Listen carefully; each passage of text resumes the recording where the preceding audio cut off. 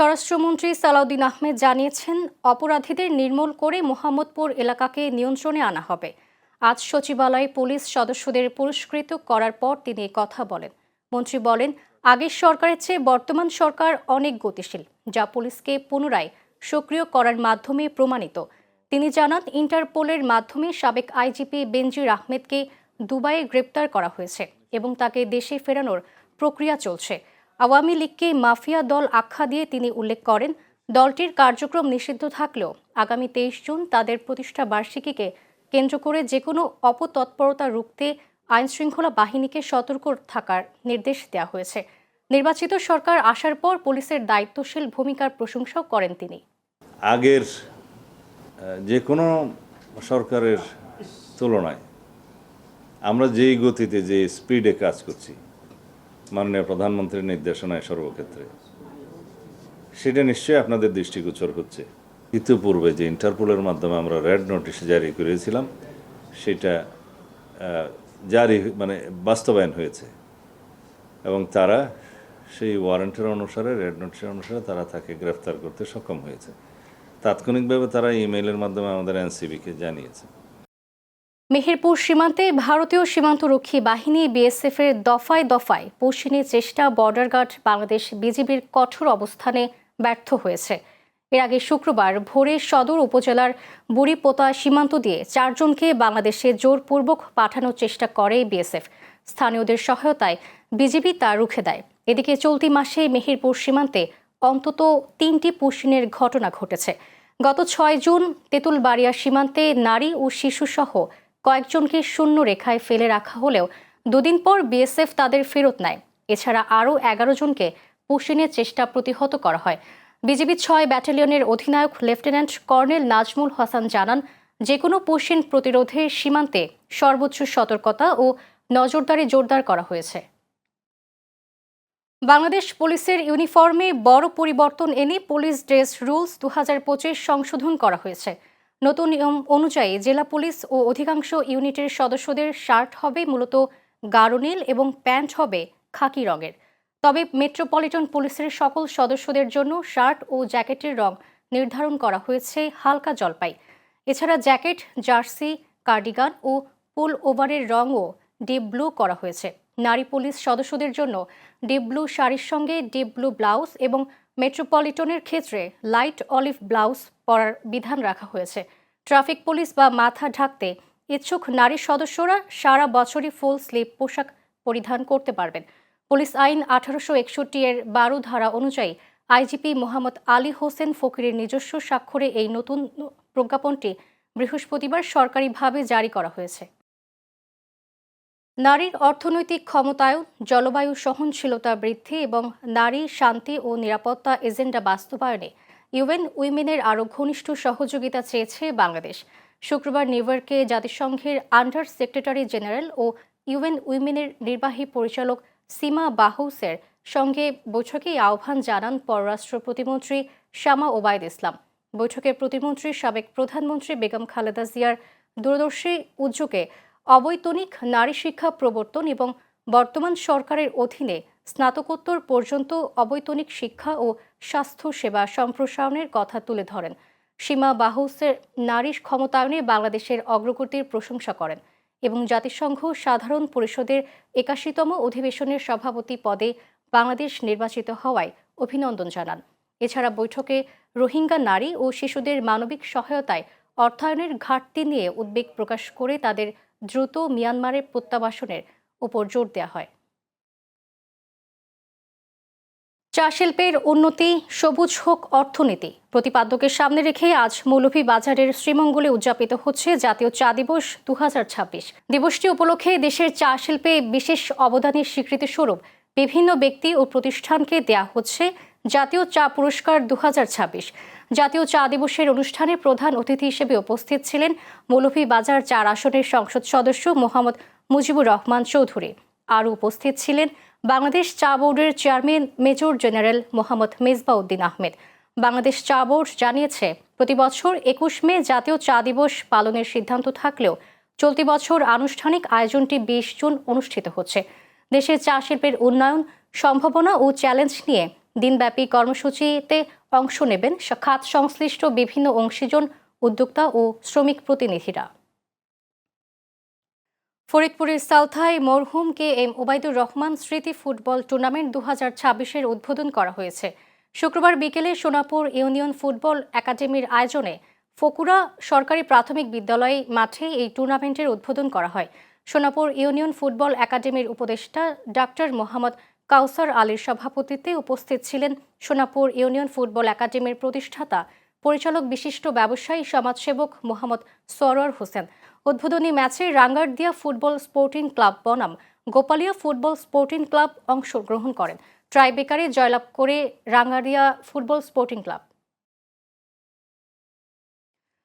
পরিবেশ সুরক্ষা, জলবায়ু পরিবর্তনের ঝুঁকি মোকাবেলা এবং ভবিষ্যৎ প্রজন্মের জন্য একটি বাসযোগ্য বাংলাদেশ গড়ার অঙ্গীকার নিয়ে সামাজিক পরিবেশ ও মানবাধিকার বাস্তবায়ন সংস্থার উদ্যোগে শিল্পাঞ্চল আশুলিয়ায় বৃক্ষরোপণ কর্মসূচি পালিত হয়েছে। শুক্রবার সন্ধ্যায় ধামসোনা ইউনিয়নের আরিয়ানা মোড় এলাকায় বৃক্ষরোপণ কর্মসূচি অনুষ্ঠিত হয়। অনুষ্ঠানে প্রধান অতিথি হিসেবে উপস্থিত ছিলেন অধ্যক্ষ মোহাম্মদ বসির আহমেদ। প্রধান বক্তা ছিলেন মানবাধিকার বাস্তবায়ন সংস্থার ঢাকা জেলা কমিটির সভাপতি নজরুল ইসলাম নীরব। সমাজসেবক মোহাম্মদ উজ্জ্বল ভূঁইয়ার সভাপতিত্বে বিশেষ অতিথি ছিলেন ডাক্তার ইমারত হোসেন ভূঁইয়া সহ অন্যান্যরা। মানুষের কল্যাণে বিএনপি সরকারের সহায়তা অব্যাহত থাকবে বলে মন্তব্য করেন তথ্য ও সম্প্রচার প্রতিমন্ত্রী ইয়াসের খান চৌধুরী। শুক্রবার সন্ধ্যায় নান্দাইল উপজেলা হলরুমে উপজেলা প্রশাসনের আয়োজনে বিভিন্ন প্রতিষ্ঠানে জিয়ার চাল, দুস্থদের মাঝে ঢেউটিন এবং প্রতিবন্ধীদের মাঝে হুইল চেয়ার বিতরণ অনুষ্ঠানে প্রধান অতিথির বক্তব্যে তিনি এ কথা বলেন। এ সময় উপজেলা নির্বাহী অফিসার ফাতেমা জান্নাতের সভাপতিত্বে উপস্থিত ছিলেন নান্দাইল উপজেলা বিএনপির সিনিয়র যুগ্ম আহ্বায়ক মিজানুর রহমান লিটন, সদস্য সচিব এনামুল কাদির এবং খারোয়া ইউনিয়ন বিএনপি নেতা অলিউল্লাহ অলি সহ স্থানীয় নেতাকর্মীরা। টেকনিক্যাল কমিটির প্রতিবেদন পাওয়ার পরে তিস্তা মহাপরিকল্পনা বাস্তবায়নের কাজ শুরু হবে এবং প্রধানমন্ত্রী তারেক রহমান নিজেই এই প্রকল্পের উদ্বোধন করবেন বলে জানালেন পানি সম্পদ মন্ত্রী শহীদ উদ্দিন চৌধুরী অ্যানি।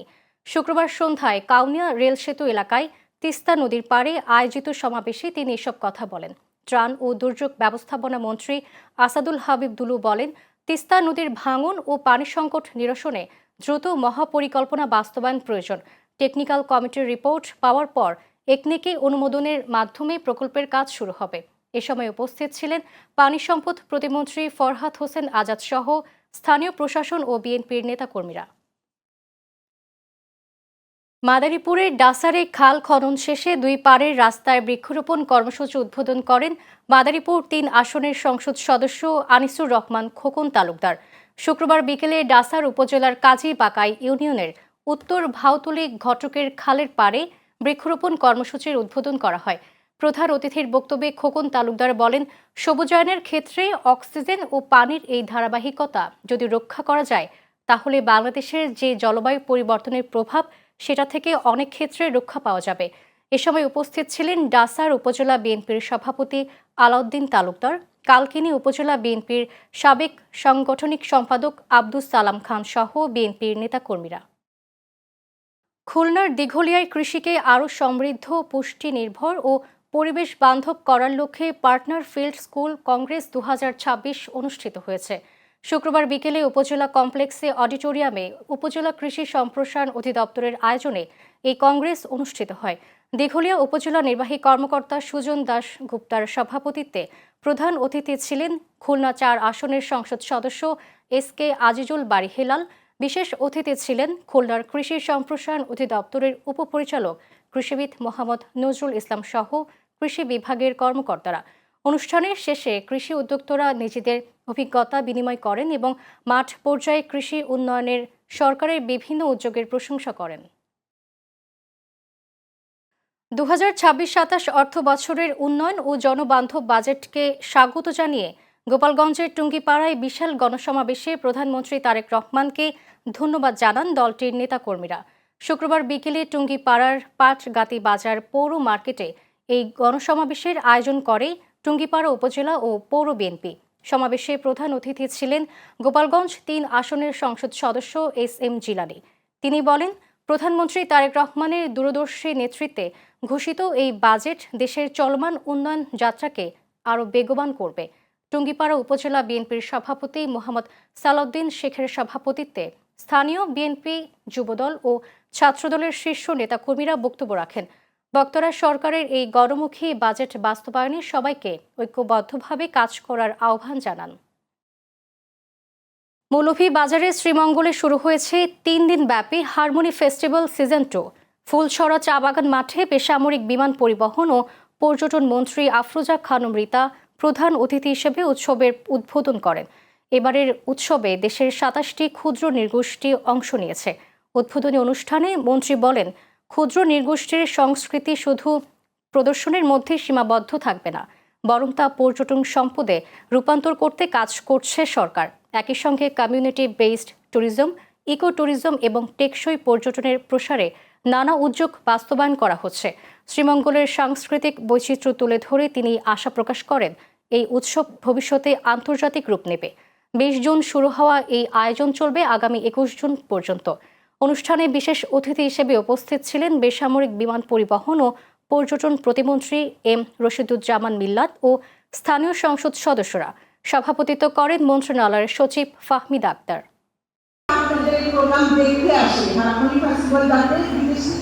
মানুষ দেখতে পারে, আসতে পারে, আমরা আশা করি আগামীতে সেই ব্যবস্থা নিব। আর এখানে যেহেতু আমি বিমান মন্ত্রী হিসাবে আছি, আপনাদের অনেক কিছু দেখার দায়িত্ব আমার। এখানে আপনাদের এয়ারপোর্ট আছে, তারপরে এখানে পর্যটনের দায়িত্ব আছে। সিলেটের প্রত্যেকটা জায়গায় মনে হচ্ছে যেন একটা পর্যটনের জায়গা।